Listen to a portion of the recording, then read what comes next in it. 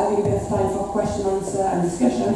I'm really pleased to welcome Asad Rehman from Friend of the Earth. I think many of you will already know Asad, but he is a lead campaigner for international action, prevent dangerous climate change for Friend of the Earth, and he is also one of their key spokesperson at UN climate negotiations. Welcome, Asad. Thank you, Clara. Always difficult to follow a panel because people always say all the things that you write down and say, oh, I'm going to say that. So I hope I don't repeat things. Forgive me if I do. I was asked to say a few words on climate change and migration, and of course, the reality is that millions of people are already being threatened by climate impacts. Storms, droughts, floods, and that's forcing people to move from their homes and from their land. And of course, the reality is that some might move within their own country or across an international border. And the experience is very, very different, as we heard from Harjeet. Some of those moves might be temporary, for example, as a result of an extreme event such as a flood or a cyclone, or that move might be permanent if we're talking about recurring drought or desertification or sea level rise has made living or life or their livelihoods absolutely impossible.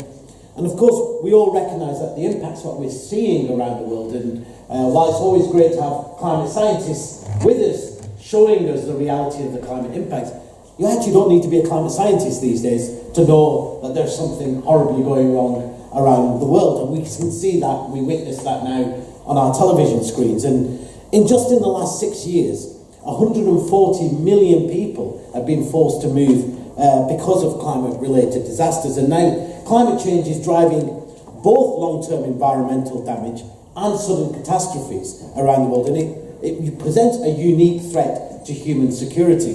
The International Organization of Migration, which is the UN body that looks at migration issues, now says that the number of environmental refugees could reach up to anywhere between 250 million people by the middle of this century. And that, remember, is we're in 2017 to 2050. We're only talking about 30 years. And to put that into maybe numbers that we understand better, some people are saying that that's about 1 in 30 people around the world who will be displaced from their homes. That's 1 in 30 people around the world will be displaced. And of course, the current numbers, as you heard earlier, is that 1 person every second is being displaced by a disaster. And there are now numerous studies coming out. There was one last year by the Institute of Atmospheric and Climate Science in Zurich that found the risk of what was once 1 in 1,000 days hot weather has increased already about 5-fold. And their modelling suggests that it will double again by the time we reach 1.5 degrees warming, and double again by the time we hit 2 degrees warming.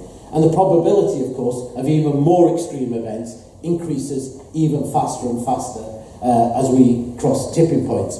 And when we look around the world, we look at Somalia, Darfur, Syria, across sub-Saharan Africa, we can see already the long-term effects of drought, water scarcity and agricultural crisis in rural areas.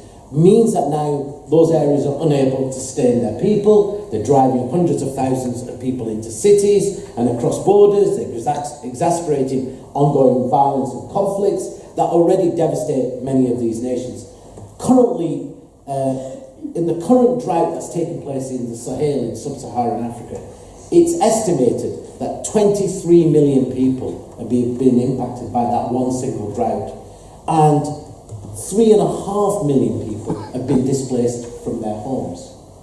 And as temperature increases, as we've heard, those agricultural yields drop, making it harder and harder for people to be able to stay where they are. Some researchers predict that there will be a massive decline in the viability of key crops vital for human survival.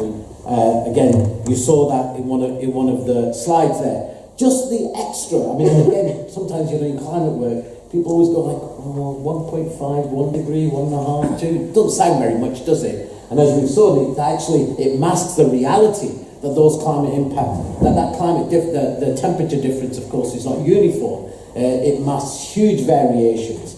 But just that extra half a degree between 1 degree where we are now, or 1.2 where we are now, and 1.5 could cut, for example, corn yields in parts of Africa by half. That's 50% of key crops, a decline in 50% by key crops. And if you look at the research by people like the International Centre for Tropical Agriculture, it's absolutely scary. It's really, really scary when they start to map out what kind of food crops are being impacted.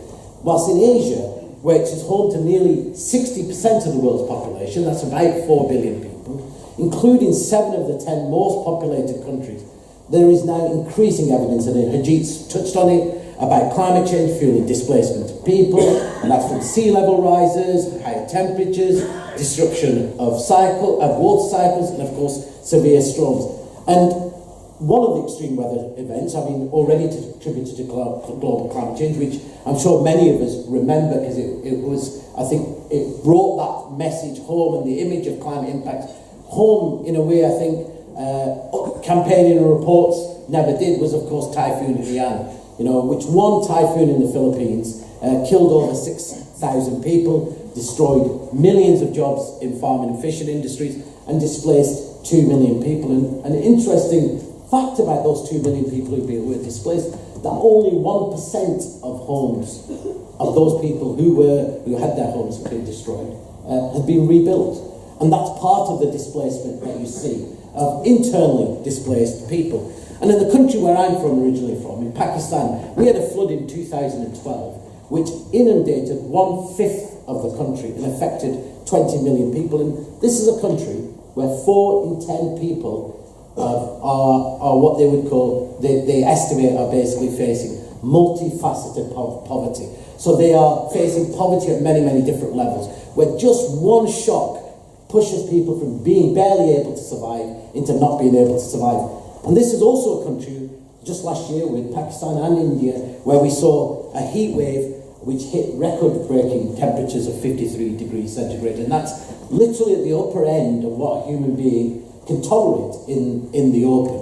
And the year previously, when we had a similar heat wave, in one city alone, 1,200 people died from that one heat wave. And when that heat wave occurred last year, the government response was literally, and Ajit touched on it again, was, what do we do with this? Well, there's nothing we can do apart from begin to dig mass graves. And that's the reality for some of the poorer countries of being of what the challenge of these climate impacts have seen. And that's not just all now we're seeing in that kind of displacement. The more visual displacement that we've always, I suppose, more thought about, that climate change means islands are disappearing. That's very much the kind of used to be the common narrative. And of course, we've now seen that. There's been a recent submergence of 5 of the smaller Solomon Islands of the Pacific and the villages that they sustain. And again, as Ajit mentioned, there are an estimated in Bangladesh now 30 million people at risk due to rising sea level rises. And that's just an indication, I think, of the scale of the future impacts. And it's not just in Asia or Africa. In Latin America, climate change is causing record-breaking hurricanes. They're they're breaking every single record, from the most severe hurricanes ever seen, most severe typhoons ever recorded. And of course now we see mudslides and water stress that not only devastate people's homes and communities, but undo economic development gains. And again, one single tropical storm, Erica, in September 2015, which hit the Caribbean island of Dominica, put back development gains in that island by a decade. That's incredible, just one single tropical storm. And of course, it's true that rich countries are also facing extreme weather impacts linked to higher regional temperatures, and we of course know very well Hurricane Sandy, which inundated New York City. We saw the pictures of course, the wildfires that raged through the whole of North America and Canada. We saw that last year. And of course, floods that have impacted across Europe and here in the UK. But of course, we have to recognise that we have the resources to be able to deal with those impacts, even if deep inequalities mean that it's poorer and black and minority communities who face the reality of environmental discrimination and racism. And we saw that very clearly, I think, with the experience of the black community in New Orleans when Hurricane Katrina hit them. Naomi Klein, who's always one of my sort of favourite commentators on this, because I think she really is able to pull together climate change in a way that I think is much more easily understandable. She talked about climate change, she said, it's become an existential crisis for the human species, that the relentless burning of oil and coal by developed countries has driven global warming to the point of profound impacts on human life and livelihoods. And it's now when we have to recognise that those impacts that we're seeing on the planet and people are, of course, are happening with a temperature increase of only 1 degree C. And scientists now predict, of course, that the clock is ticking and what's left of the global carbon budget, if we want to prevent a breach of the critical 1.5 degree level, at which many more of the vulnerable countries and places will be unable to adapt to climate impact. So, of course, when we talk about climate refugees, we mustn't forget that the most important and one of the most critical things that we have to do is, of course, make sure that we shift away from our addiction to dirty energy and invest in renewable energy, because that allows, of course, the poorest to meet their energy needs and, of course, prevents the crisis from worsening. However, the reality of now climate change is we must also support those already being impacted and those likely to be impacted. If I've got 1 more minute? Yeah. 1 more minute? Okay. Yeah, so the reality of the people who are being displaced because of water stress or collapse in agriculture outputs, land erosion, or because climate change is exacerbating conflict or leading to some more severe weather impacts, droughts, now are being increasingly talked about or referred as climate refugees or climate migrants. But this isn't actually a new phenomenon or a new thing. In fact, when you look back at the first ever global report by climate scientists, the IPCC's first assessment report in 1990, they predicted that one of the main impacts of climate change, big impact, would lead to large-scale global migration. While Sir Nicholas Stern, who was the British economist who wrote the seminal review on the economics of climate change, said hundreds of millions, probably billions of people would have to move if we talk about a 4-degree warming of the planet. And so, however many of those people who've been forced to move, of course, whether it's because of these climate change or environmental impacts, currently have absolutely no legal status in international law, even though we now know that climate change and enforced migration are increasingly linked. And instead, they're talked about or labelled or vilified or demonised as economic migrants. And I'm sure in the next panel we'll be able to talk about this a little bit more. I'll stop there because I'll leave the rest of the stuff for my next session. Thank you very much.